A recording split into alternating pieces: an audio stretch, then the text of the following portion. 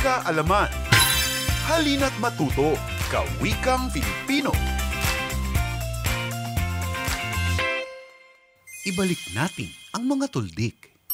Mahalagang ibalik natin ang paggamit ng tuldik upang maging mas tiyak ang bigkas at kahulugan ng mga salita. Mainam na magamit ito lalo na sa mga salitang nag-iiba ang kahulugan kapag nagbabago ang bigkas. Tingnan ito. Paso. Paso. Paso. Paso. Diba? Kailangan talaga natin ang mga tuldik.